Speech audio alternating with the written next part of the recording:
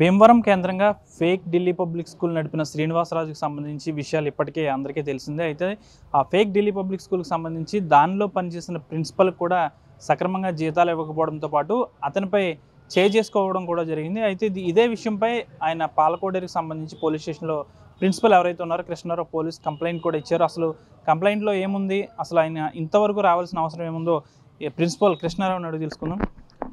Police స్టేషన్కి ఎందుకు రావాల్సి వచ్చింది? ప్రధానంగా కంప్లైంట్లో మీరు ఏమేమి రేజ్ చేశారు? యాక్చువల్లీ పోలీస్ స్టేషన్ రావడం కారణం ఏంటంటే, నాకు సిబిఎస్ఈ ఇన్స్పెక్షన్ టీం వచ్చిన తర్వాత ఆయన సడన్గా వచ్చి నాకు బెదిరించి నాకు మెడ పట్టుకొని లోపలికి గెంటేసి, నువ్వు లోపలికి వెళ్ళిపో, నువ్వు ఎందుకు రాసుకెళ్ళి చెప్పేసి నాకు బాగా బెదిరించాడు.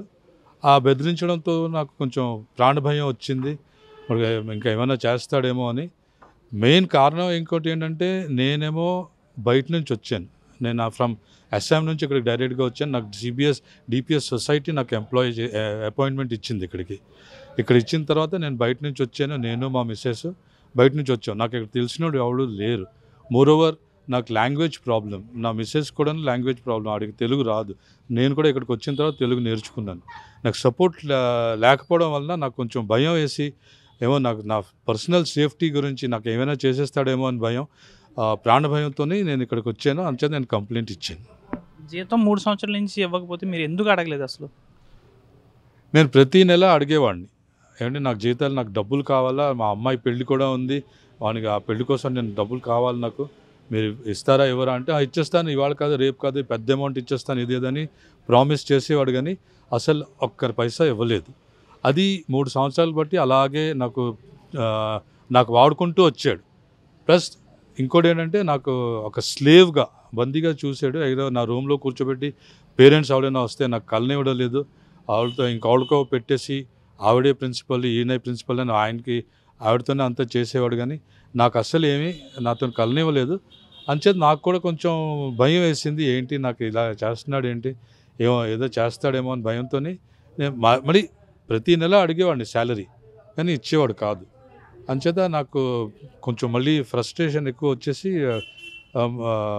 అడిగిన తర్వాత, ఇంకా నీకు ఎందుకు శాలరీ, నీకు అవసరం లేదని అది కూడా చెప్పాడు. సో అంచేత ఫైనలీ నా సేఫ్టీ గురించి, నా పర్సనల్ సేఫ్టీ గురించి నేను ఇక్కడికి వచ్చి కంప్లైంట్ ఇవ్వడం అయింది. మీకు ఆయనతో ప్రాణభయం అనేది ఉందా?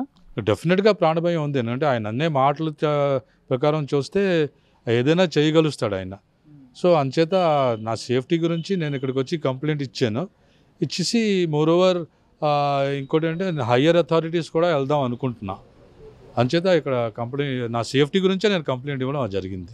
మరి జీతం విషయంలో సొసైటీకి ఏమైనా కంప్లైంట్ చేశారు మీరు?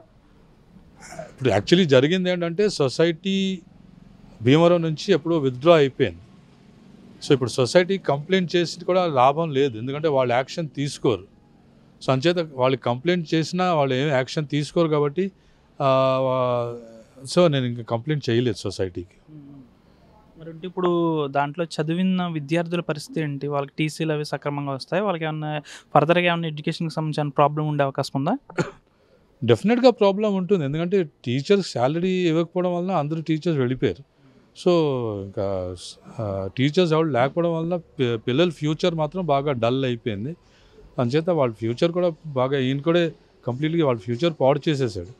వాళ్ళ పిల్లల ఫ్యూచరే కాదు, టీచర్స్ ఫ్యూచర్ కూడా పాడు చేశారు. సో ఫైనల్గా అయితే ఆయనతో మీకు ప్రాణభయం అనేది అయితే ఉంది? ప్రాణభయం డెఫినెట్గా ఉంది. ఏం చేస్తాడో ఏం చేయలేదో చెప్పలేము. అందుకే నేను ఇక్కడికి పోలీస్ కంప్లైంట్ ఇవ్వడం అయ్యింది. మోరోవర్ ఇంకా అవసరమైతే నేను హయ్యర్ అథారిటీస్ కూడా వెళ్ళి కంప్లైంట్ చేస్తాను. శ్రీనివాసరాజుతో దాదాపు తనకి ప్రాణభయం కూడా ఉంది కాబట్టి నేను పోలీసులను ఆశ్రయించాను. 3 సంవత్సరాల నుంచి జీతం అడుగుతుంటే ఎప్పటికప్పుడు ప్రశ్నను జవాబు దాడి వేసేవాడు.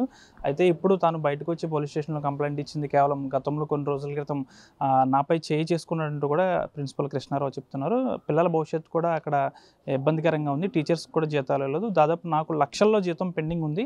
అంతేకాకుండా నేను ఈ విధంగా ప్రశ్నించడం వల్ల తను నాపై ఇంకా ఎక్కువ కక్ష సాధించే అవకాశం ఉంది, నాకు ప్రాణహాని ఉంది, అందుకోసమే నేను కంప్లైంట్ ఇచ్చాను. త్వరలో ఉన్నతాధికారులను కూడా కలిసి ఇవన్నిటిని కూడా వారికి నివేదించే విధంగా కూడా నేను చూస్తాను.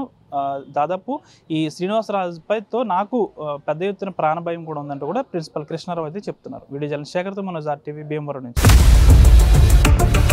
ఇండియా పాకిస్తాన్ ఉద్రిక్తతలపై లేటెస్ట్ అప్డేట్స్ కోసం డౌన్లోడ్ చేసుకోండి RTV లైవ్ యాప్.